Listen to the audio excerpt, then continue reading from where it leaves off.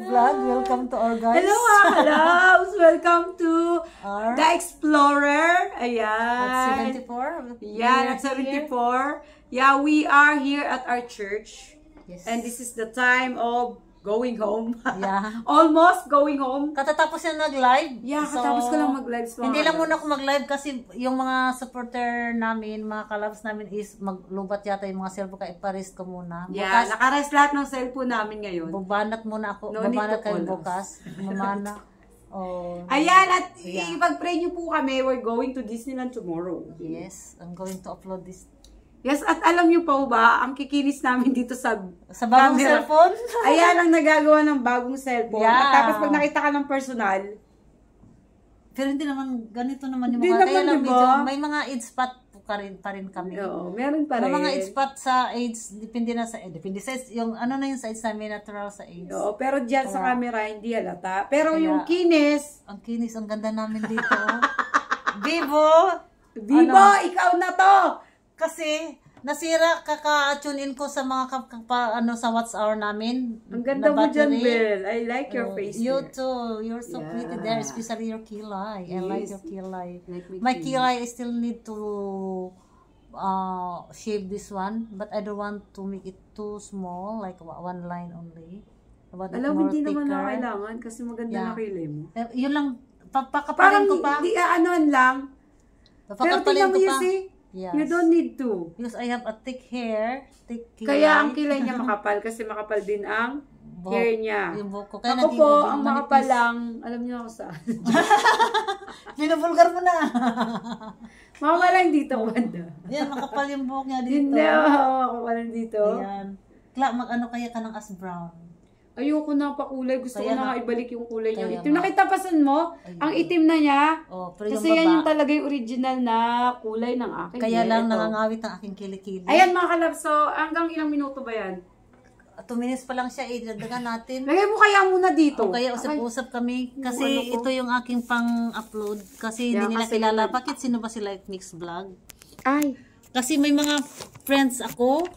May Huwag mo mga masyadong friends tapat ako. sa akin. O kaya yan. May mga friends ako. Mga kasama kong mga co-vlogger. Nagtatanong sila mga- kung sino si Light Mix Vlogs. Oo, kaya sabi ko, doon ako galing. May mga, pag nagla-live ako, may kasama, may mga organic akong mga supporter niya na nagsusupport na rin sa akin. Yan. Oh, thank you Yan. sa mga supporters ni Yes. Bel. At Supporters support mo. pa sa akin. Oo, support mo. Yung mga mo. baguhan, yung Oo. mga sumupa-support sa'yo Yeah. na hindi ko pa kilala. Yes, yung nag-subscribe kay Kla. Yeah. Kasi- Thank you po. Kasi siya, organic talaga lahat yung mga ano niya. Ang mga Sila ang viewers. lahat ng viewers niya nung bago pa lang siya, ang bilis niyang na monetize kasi puro 1,000 ano, lang ang 1,000 Oo. lang noon tapos Malaki yung naging WhatsApp niya kasi nag-viral kasi siya noon eh. Nag-viral siya Kaya minsan may nakakilala sa akin na Oo. pumasok last.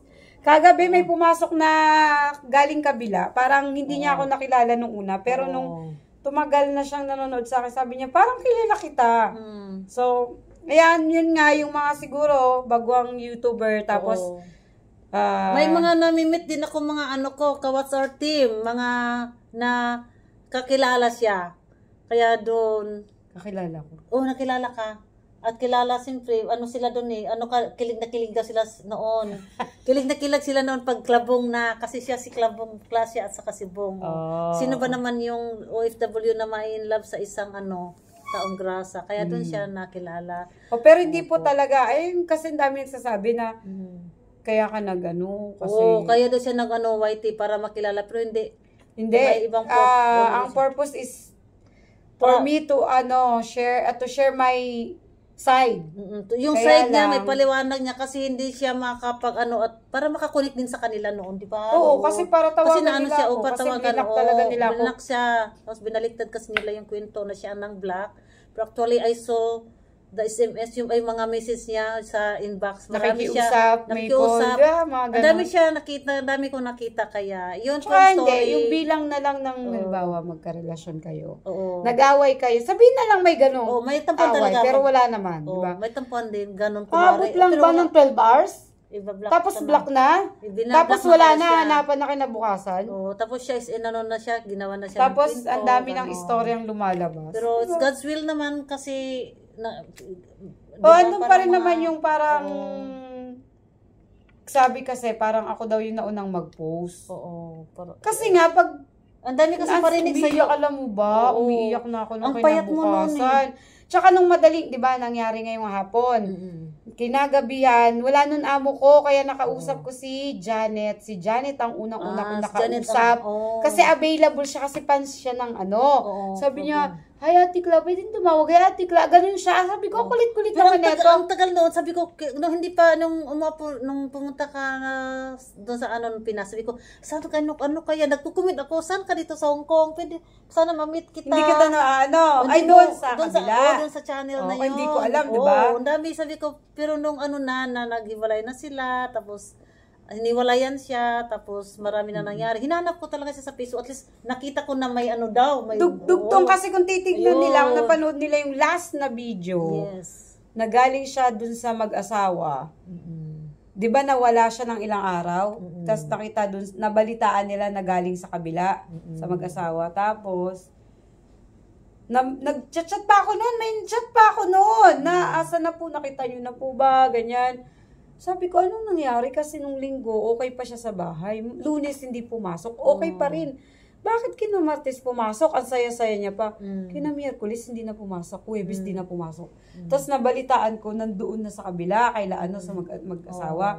Tapos ang dami ng kwento. Sabi ko, anong nangyari? Ginawa na siya ng kwento, tapos yun. Tapos parang basta, wala na siya kaya po, kaya sabi ko nga, dun sa meet and greet, Oo, ipapakita ko lahat nung, yung, kasi ang dami nagtatanong, ano ba talaga nangyari? Sabi ko, ang hirap dito ilabas. Pero, kasi isa-sense, kung talagang nakasubaybay sila, makikita nyo, kahit sa mga chat ba, andito pa rin, wala akong binura. Kaya mga ka-WhatsApp team ko, kung may mga buzzer kayo, wag niyo masyadong dibdibin kasi, kasi siya, alam mas niyo grabe po, yung tad-tad grabe sa yung kanya. grabe, as in, tas ang daming, below yung mga hindi, yung mga, ano niya, reactor niya sa kabila, grabe po talaga yung, alam nila na hindi ko naman sila kilala, pero ang istorya alam, parang, basta kaya po kayo, kung binabash kayo, huwag niyo masyadong didibin, huwag masyadong napakababaw pa niyan sa akin kasi ako talagang inapakan na buong pagkatao ko. Pati pamilya ko sinira. Kaya ganun. Pati ako nadamay na rin, di ba?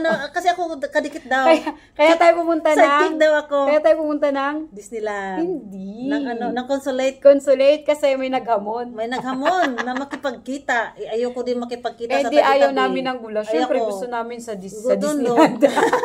Gusto na sa Consulate para sinisiran kasi para masira yung relasyon namin. Tapos ibang mga kagrupo namin sa GC, sinisiraan ako na ako daw ay naninira. Kaya pumunta kami. Ngayon, nahimik na siya. Tahimik talaga siya, no? Ayoko din naman kasing yung masira ko sa kanya na baka sisipin niya, nagbabackfight ako. Kaya sabi ko, pakita mo yung ebidensya mo kung mayroon akong kung totoong may paninira kang ginawa sa akin. Wala naman siya. Wala naman. Sabi niya, kaya sabi ko, punta tayo ng Consulate doon, in-accept ko yung hamon mo. Yung tinawagan siya ng Consulate. Kumbaga parang, pwede ka naman lumaban pero in a right way na. Hindi ka mananakit, hindi ka walang sakitan. Silent means hindi naman ibig sabihin ng silent. Iba kasi dito sa Hong Kong meron ding mga nagsasabunutan talaga. Dito, diba? Sabunutan noon, pero ayoko noon. Kaya doon ako pumunta para mayroon taga-pagitna ba? At mapagsabihan na huwag masyado. Oo na, huwag niyong gawin to kasi mga kapwa-Pilipina kayo. Dito yung mga ganun basa. Maganda kasi pag sa ganun ka naghihingi ng advice. Kasi syempre may mga alam sila dyan Diba? Mapang-premiere ko pala to. Hello guys, this is Light Mix Vlog. Si Clarissa Abulo. Paano mag-premiere ulit? Ituturo mo sa akin yun. Ituturo ko. Ngayon, mag-sit ako ng premiere. Pakita ko sa'yo. Kaya, habang nandito pa tayo. Andito kami sa church every Sunday. Kaya ngayon, katatapos niya nag-live. Sunday, hindi ako nag-live dahil maraming nagla-live na mga kasama ko. At yung mga supporter namin, katatapos supre, yung battery din nila, at may ginagawa pa. Ako lobat pa. Naka-charge, nakapatay lahat ng phone ko. Mamaya sabi ko, bukas na lang kami magla-live sa Disneyland. So see you there in Disneyland. Yeah. Bye! Bye-bye! Thank you sa panonood nyo, guys.